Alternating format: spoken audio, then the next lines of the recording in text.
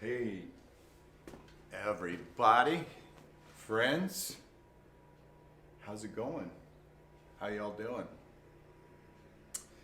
This is part two of the track saga. This is what I went through. This is just my thought process, kind of a summary of my thought process. What I went through when I bought my Makita track saw system. I did do some research. I mentioned in the previous video that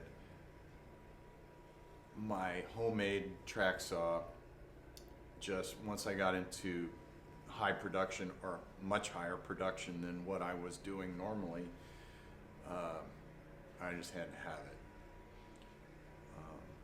Processing sheet goods and processing a lot of sheet goods, unless you have a commercial table saw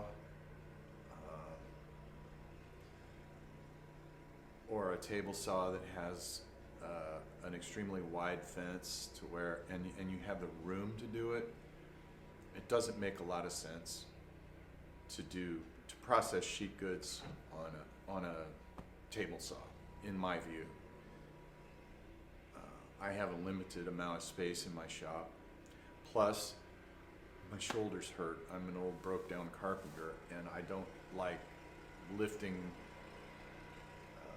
the plywood if I don't have to. A 3/4 sheet of MDF is extremely heavy.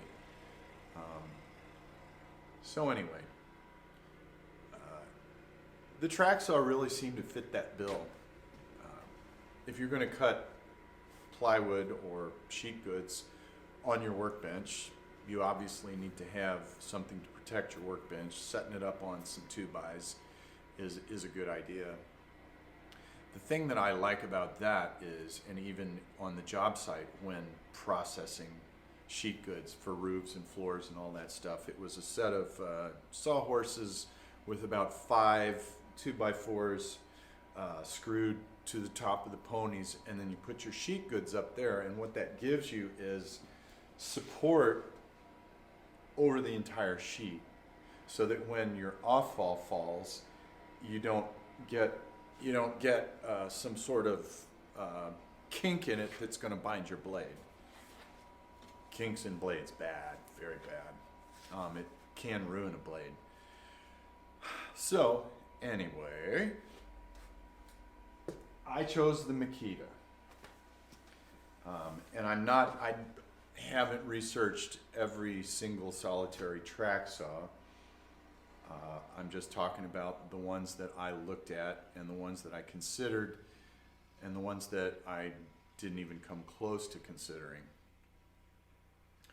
The first one being the brand of tool that I will 99.99999999999999999% sure that I will never purchase a tool made by this company. And it's not that I don't have anything against them.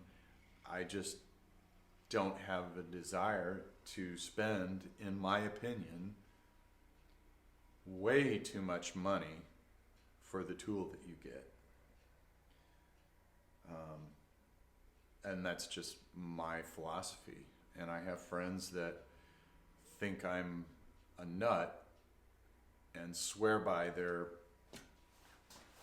tools that are black and lime green. But you can't eat a saw, you know. That's a lot of profit out the window when there are alternatives that are just as accurate. Yes, just as accurate. I mean, if you're talking about accuracy on a power saw, basically, let's be honest, it's a power saw.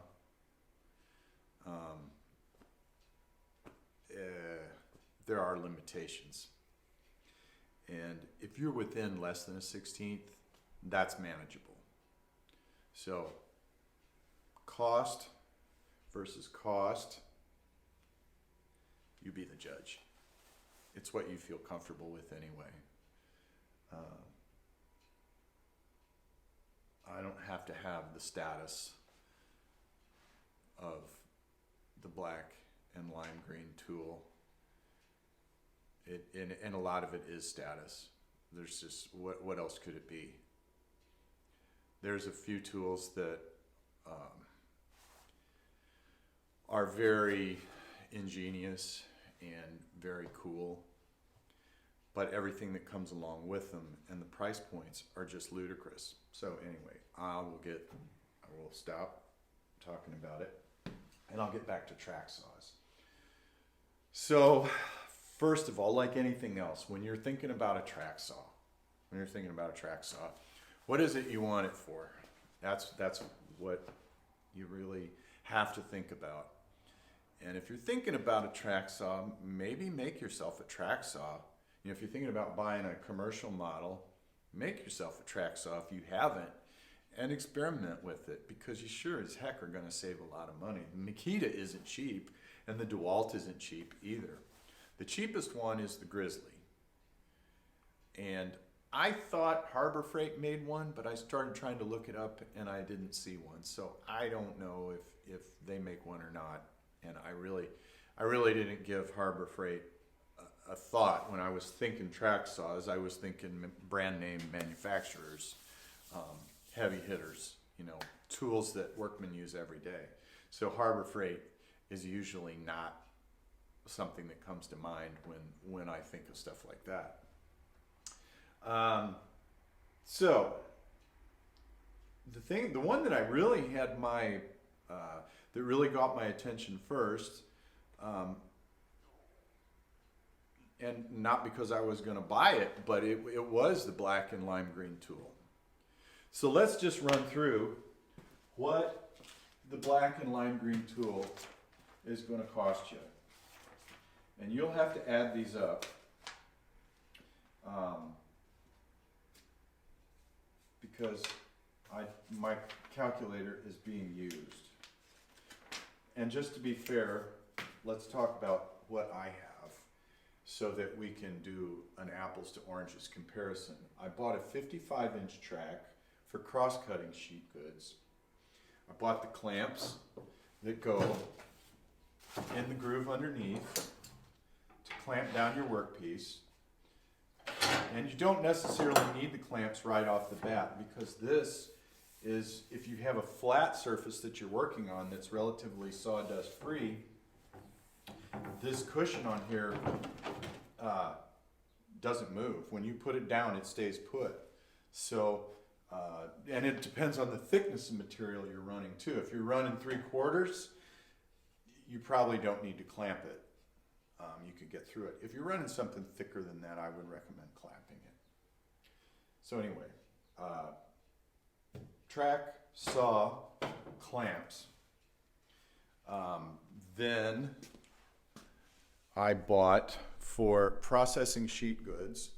Now you have a choice.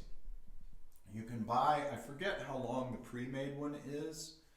That track up there, I bought two 55s. I believe it was a little bit cheaper. But I bought two 55s, and if you're going to put the tracks together, they have these splines that go in, that get secured with Allen screws, set screws. There's one for the bottom and there's one for the top. And this is fairly straight. Is it perfectly straight? No. But all you have to do is monitor it and look at it and check it. It has a tendency to want to do this a little bit. So do I wish I had the one that's all one length? Not all the time, maybe once in a while when I forget about it and there's a tiny little hook in the middle of the workpiece, but it's nothing you can't overcome. The reason I didn't go with the giant long one was I was afraid that it would get bent somehow. And this, if need be, if you have to take this onto a job, you can break this down, you can put it in something, and reassemble it. And you can also assemble this. You kind of have to jockey this around. I have a 10-foot straight edge, so when I put this together and before I screw it down, I clamp it to the, with my hands, I put it next to the straight edge and then I tighten these down so that it stays straight. So I've got 3 tracks, a saw, 2 clamps, and the 2 splines. So let's see where we're at. I've got 3 rails, 2 splines, 2 clamps, and a saw. So let's see in the green and black what that's going to get you. Your saw is going to be $590. Your 55-inch tracks are going to be $145 a piece. Your clamps are going to be $42 a piece. And now for the kicker,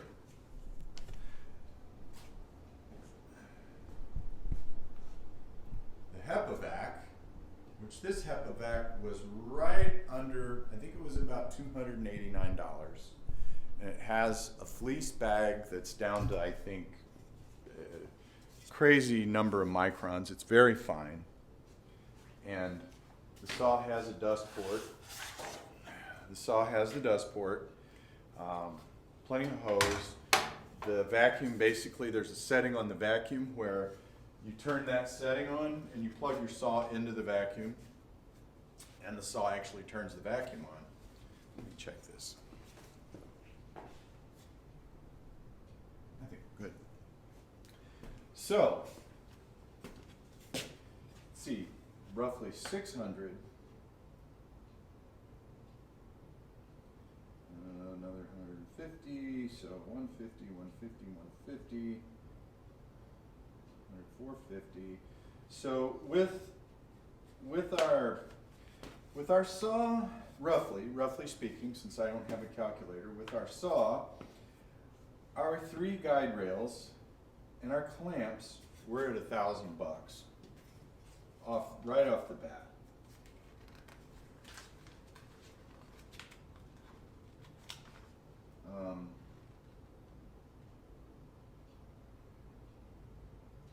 Oh, and your guide rail connectors are $20 a piece, so there's another $40. Now we're looking at vacuums. The cheapest HEPA-Vac is $740. The most expensive is $925. So here with the black and green tool, you're with tax or shipping, you're 2 bills large in. You know, how good does your cut need to be? I'm sorry, but seriously.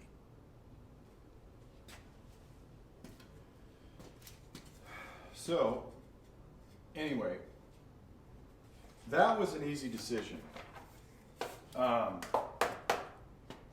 Grizzly, and they do not offer a cordless saw.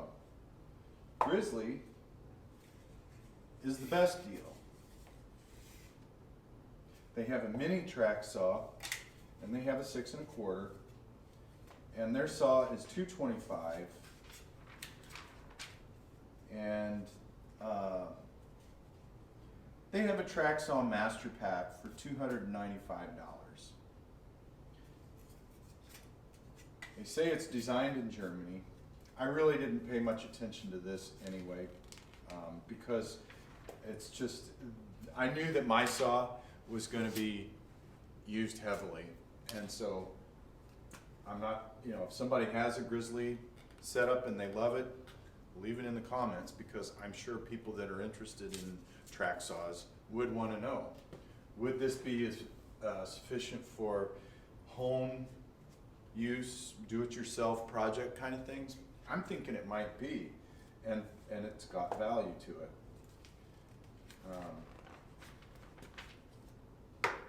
So, let's see.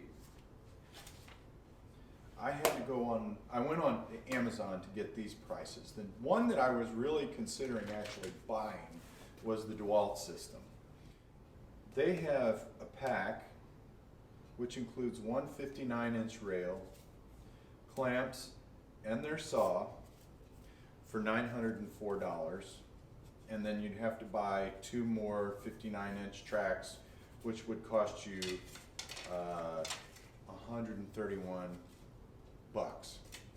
They also have a cordless model, which, you know, I'm not a fan of cordless saws for heavy duty work. I'm just not.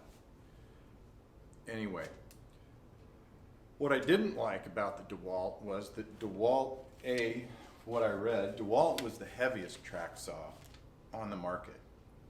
And I already have a heavy DeWalt power saw. So, now heavy might be good for if you're doing this and you do hardwood floors and whatnot, and you have to do certain things and make transitions and stuff. The weight might help keep it in place, but for processing sheet goods, I just didn't think it was a good idea. I wanted something lighter, something nimble. The DeWalt had sufficient power to get through material. But again, it came down to cost. It really did. So after going through specifications on all the saws, mainly torque, horsepower, RPMs, and it's got to be like a combination of all of it. And then there's weight to power ratio as well, weight to torque pretty much. I started reading about that, and I started reading reviews on these, and I started looking hard at the Makita setup. And the interesting thing about the Makita setup is that you can use the black and green track, and I want to say you can use the Grizzly track as well, but you can use the green and black track with your Makita saw. So anyway, with the Makita, the saw itself is $417. The 55-inch track is $82 a pop. The fine HEPA-Vac was under $3. The clamps, you know, I didn't write down how much the clamps were. They weren't that much. I got them later. I didn't get them right away. I actually got by with one of the splines. I got the second spline later, and I would say don't do that, because one spline puts more waggle in your gaggle on the track if you're putting a long track together. So the 2 splines definitely make it more rigid and more accurate. But they offer a kit with one 55-inch track, 2 clamps, the saw for $540. So throw, let's say 300 bucks plus tax, you're still into this for probably right at $1,000. And I bought this 3 or 4 years ago, so it was even cheaper then. It's gone up. So I don't really feel the need to, you know, if you guys want me to show you all this stuff in action, that seems like a different video to me. And maybe that's going to happen. Leave it in the comments if you want to see all of this in action. I'd like to do it outside so I could set it all up at once and then just run from station to station. My main focus was, with these 2 videos, was to just give you an overview. If you're considering buying one, don't have to spend big bucks by any stretch. Figure out what, you know, your needs are, and go from there. If you have any questions, ask them in the comments. I will definitely get to them and answer them. All in all, I think a track saw is very valuable. It really enhances your ability to process sheet goods quickly and efficiently, especially if you've, and like I said earlier, one of the most important components of using a track saw or just a power saw processing sheet goods is having a sturdy bench that's long enough to where you can support the workpiece and the off-fall and not have a sudden something falling, to be able to keep it steady. And that enhances accuracy and speed and just all the way around. So I hope this helps. I think there's some decent information here.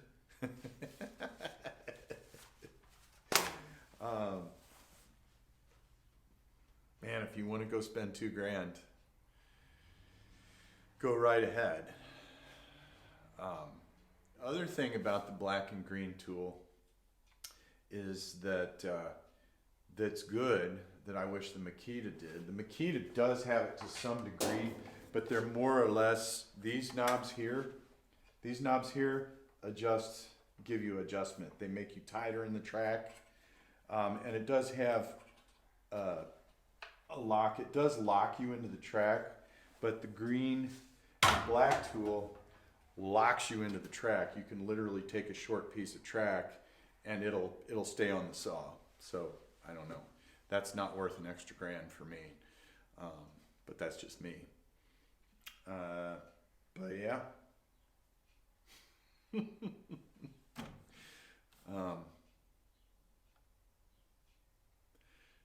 I hope y'all are doing great.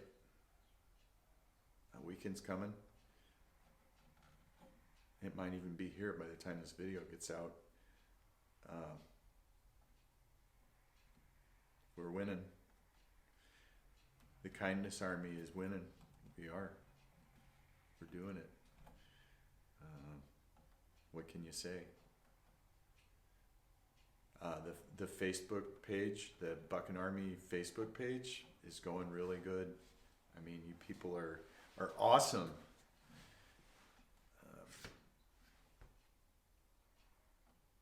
I see a lot of the younger folks that are in the Army on the Facebook page. So it's worth checking out. If Facebook's not your bag, that's fine.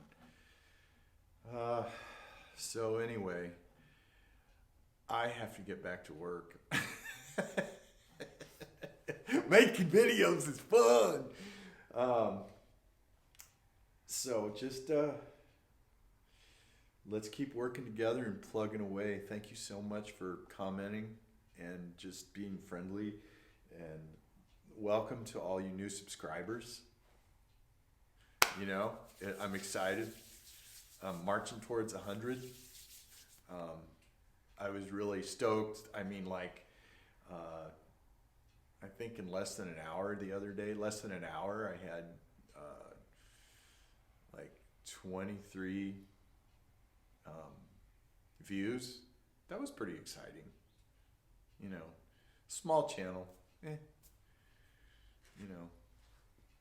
Happy with the small channel. Happy with the good folks that are here. Let's keep it rolling. Everyone take care, and I'll talk to you soon.